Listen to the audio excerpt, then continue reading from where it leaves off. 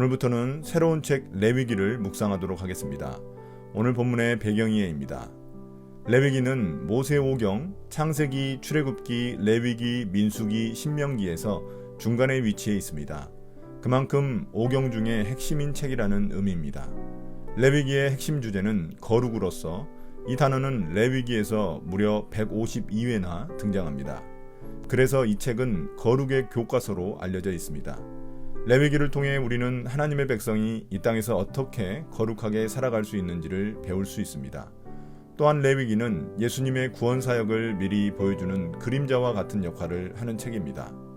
레위기의 구조는 1장부터 16장까지는 성소를 중심으로 하나님께 나아가는 길에 대해서 소개하고 17장부터 27장은 세상 속에서 어떻게 거룩하게 살 것인지를 다루어 크게 두 부분으로 나눌 수 있습니다. 오늘 본문은 하나님을 예배하고 교제하는 방법인 제사법 중 번제에 대한 내용을 소개하고 있습니다. 1절부터 2절입니다. 레위기 도입부. 주님께서 모세를 회막으로 부르시고 그에게 말씀하셨다. 이스라엘 자손에게 말하여라. 너는 그들에게 다음과 같이 일러라. 너희 가운데서 짐승을 잡아서 나 주에게 제물을 바치는 사람은 누구든지 소나 양을 제물로 바쳐라.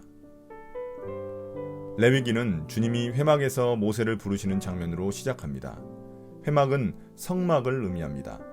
성막이라는 용어 대신 회막이라는 용어를 사용한 이유는 백성들이 하나님을 만나는 곳이라는 점을 강조하기 위해서입니다. 그래서 회막은 영어로 텐트 오브 미팅이라고 부릅니다. 또한 하나님은 모세에게 레위기가 이스라엘 자손을 위한 책임을 분명히 말씀하십니다. 하나님은 어느 누구든지 짐승을 제물로 바칠 수 있게 하셨습니다. 그러나 소나 양이라는 제물을 특정하셔서 하나님이 정한 방식으로 제사를 드릴 수 있도록 하셨습니다. 이를 통해 제사의 핵심이 제물을 드리는 사람의 마음과 하나님에 대한 순종임을 드러내고 있습니다. 3절입니다. 번제물 준비. 바치는 제물이 소를 번제물로 바치는 것이면 흠없는 수컷을 골라서 회막 어귀에서 바치되 나 주가 그것을 기꺼이 받게 하여라. 이제 제물을 소로 드릴 경우 흠없는 수컷으로 드려야 합니다. 흠없는 것을 드려야 하는 이유는 그 제물이 하나님께 드리는 최상의 것이어야 하기 때문입니다. 흠없는 수컷은 당시 짐승 중에서 최고 좋은 것을 의미했습니다. 백성들이 소를 번제물로 바치는 장소는 회막 어귀인데 이는 회막문에서 번제단까지의 영역을 의미합니다. 번제단을 넘어서는 부분은 제사장의 영역이라서 백성들의 출입이 금지됩니다. 이런 규정을 잘 지켜야 하나님이 기꺼이 기쁘게 받으시는 제물이 됩니다. 4절부터 9절입니다. 서로 번제를 드리는 절차. 제물을 가져온 사람은 번제물의 머리 위에 자기의 손을 얹어야 한다. 그래야만 그것을 속지 않은 제물로 받으실 것이다. 그런 다음에 제물을 가져온 사람은 거기 주 앞에서 그 숫송아지를 잡아야 하고 아론의 혈통을 이어받은 제사장들은 그 피를 받아다가 회막 어귀에 있는 제단 둘레에 그 피를 뿌려야 한다. 제물을 가져온 사람이 그 번제물에 가죽을 벗기고 고기를 저며 놓으면 아론의 혈통을 이어받은 제사장들이 제단 위에 불을 피우고 그 불 위에 장작을 피우고 아론의 혈통을 이어받은 제사장들이 고기 저민 것과 그 머리와 기름기를 제단에서 불타는 장작 위에 벌려놓아야 한다. 제물을 가져온 사람이 내장과 다리를 물에 씻겨주면 제사장은 그것을 모두 제단 위에다 놓고 불살라야 한다. 이것이 번제인데 이는 제물을 불에 태워서 그 향기로 나 주를 기쁘게 하는 살라 바치는 제사이다. 이제 번제가 드려지는 절차를 소개하고 있습니다. 요약하자면 첫 번째 안수와 도살, 두 번째 핏뿌림, 세 번째 가죽을 벗기고 각뜨기, 네 번째 번제단의 불과 나무 준비, 다섯 번째 각을 뜬 제물, 머리, 기름을 번제단 위에 올려놓음, 여섯 번째 내장과 다리를 씻어 번제단 위에 놓음, 일곱 번째 전부 불사름. 이렇게 7단계를 거쳐 이루어집니다. 좀 더 자세히 보면 첫 번째 절차인 안수는 제물을 가져온 백성들에 의해 이루어집니다. 머리에 손을 얹어 안수하는 행위는 제사를 드리는 사람과 제물이 동일시되는 과정입니다. 제물이 죽는 것은 곧 내가 죽는 것으로서 제물을 하나님께 드리는 것은 곧 나 자신을 드리는 것과 같습니다. 그러므로 하나님이 진정으로 원하시는 것은 제물 그 자체가 아니라 제물을 드리는 사람입니다. 그 후 제물을 드리는 사람이 가져온 짐승을 도살하고 제사장이 제물의 피를 받아 회막 어귀에 있는 번제단 사면에 피를 뿌려야 합니다. 피는 생명을 의미하기 때문에 반드시 제사장이 취급하도록 되어 있습니다. 피를 번제단에 뿌리는 이유는 이를 통해 번제단을 정결케 하고 생명을 하나님께 드리기 위해서입니다. 이후 제물을 드린 백성이 제물의 가죽을 벗기고 조각내면 제사장이 번제단에 불을 피워 그 위에 조각낸 고기와 머리, 기름기를 태워줍니다. 내장과 다리는 배설물에 접촉했으므로 물로 씻어서 올려줍니다. 이후 이 제물을 불로 완전히 소각합니다. 완전히 소각하는 것의 의미는 제사를 드리는 사람의 온전한 헌신을 의미합니다. 10절부터 13절입니다. 양과 염소 번제물. 바치는 제물이 가축대 곧 양이나 염소 가운데서 골라서 번제로 바치는 것이면 흠없는 수컷을 골라 제물로 바쳐야 한다.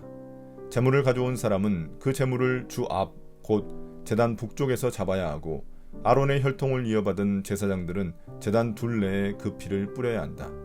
제물을 가져온 사람이 고기를 저미고 그 머리와 기름기를 베어 놓으면 제사장들 가운데서 한 사람이 그것들을 제단에서 불타는 장작 위에 벌려 놓아야 한다.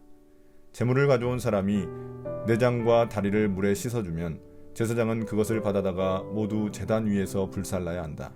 이것이 번제인데 이는 제물을 불에 태워서 그 향기로 나 주를 기쁘게 하는 살라 바치는 제사이다. 이제 제물이 양이나 염소인 경우를 다루고 있습니다. 세부적인 절차는 소의 경우와 유사합니다. 몇 가지 절차를 생략한 이유는 소의 절차와 동일하기 때문입니다. 양과 염소의 경우도 동일하게 흠없는 수컷으로 드려 하나님께 최상의 제물이 되어야 합니다. 양이나 염소는 제물을 도살하는 장소가 번제단 북쪽입니다. 아마도 소에 비해 크기가 작은 짐승은 제단 북쪽에서 잡은 듯 보입니다. 여기서 드리는 번제는 향기로 주님을 기쁘시게 하는 제사라고 말합니다. 제물이 소보다 싼 양과 염소일지라도 주님은 그것을 보지 않으시고 제물을 드리는 사람의 마음을 보신다는 의미입니다. 14절부터 17절입니다. 비둘기 번제물. 나 주에게 바치는 제물이 날짐승을 번제물로 바치는 것이면 그는 산비둘기나 집비둘기 새끼 가운데서 골라 제물로 바쳐야 한다. 제사장은 그 날짐승을 받아서 제단으로 가져가고 그 목을 비틀어서 머리를 자르고 그 머리는 제단에 불사르고 피는 제단 곁으로 흘려야 한다. 제물을 가져온 사람은 제물의 먹통과 그 안에 있는 오물을 떼어내서 제단 동쪽에 있는 잿더미에 버려야 한다. 그가 두 날개를 잡고 그 새에 몸을 찢어서 두 동강이 나지 않을 정도로 벌려놓으면 제사장은 그것을 가져다가 제단에서 불타는 장작 위에 얹어서 불살라야 한다. 이것이 번제인데 이는 제물을 불에 태워서 그 향기로 나 주를 기쁘게 하는 살라 바치는 제사이다. 앞서 제물을 소나 양으로 드려야 한다고 했지만 가난한 자들을 배려해 예외적으로 비둘기를 드릴 수 있게 해주셨습니다. 고대 사회에서 비둘기는 집에서 기르는 가축 중 하나였기에 소나 양에 비해 가난한 사람도 어렵지 않게 드릴 수 있었습니다. 소나 양의 경우와 달리 비둘기를 제물로 드리는 과정은 백성들의 참여 없이 제사장에 의해 모든 절차가 이루어집니다. 제물이 작아서 번거로움을 피하기 위해서입니다. 비둘기는 작기 때문에 소나 양처럼 조각내지 않고 날개로부터 몸통을 찢는 것만 합니다. 이 또한 동일하게 하나님이 기뻐하시는 향기로운 제사라고 말합니다. 제사의 효력은 소나 양이 아닌 비둘기일지라도 동일하다는 의미입니다. 오늘의 묵상 포인트입니다. 첫 번째, 하나님은 누구신가? 구약에서 하나님은 제사를 통해 백성들을 누구나 만나주십니다. 그 제사가 현재 우리에게는 예배입니다. 우리는 예배를 통해 하나님을 만납니다. 제사에 흠없는 최상의 제물이 필요하듯 예배에도 제물이 필요합니다. 그 제물은 바로 흠없는 나 자신입니다. 예배 때 하나님은 하나님을 향한 우리의 온전한 마음을 받으십니다. 두 번째, 나는 누구인가? 번제의 모든 절차에 백성들이 직접 참여하고 있습니다. 안수하고 제물을 죽이고 가죽을 벗기고 제물을 자르는 모든 일을 제사 드리는 자가 직접 합니다. 예배도 마찬가지입니다. 예배는 관객처럼 관람하는 것이 아니라 내가 직접 예배의 참여자가 되어야만 합니다. 오늘의 기도입니다. 주님, 짐승을 태워드리는 번제와 같이 나를 완전히 주님께 헌신하는 것이 예배의 핵심임을 깨닫게 됩니다. 제 삶이 거룩하고 흠없는 삶이 되어 주님이 기뻐하시는 향기로운 제사가 되길 원합니다. 예배가 삶이고 삶이 예배가 되는 오늘 하루가 되기를 소망합니다. 감사드리며 예수님의 이름으로 기도드립니다. 아멘.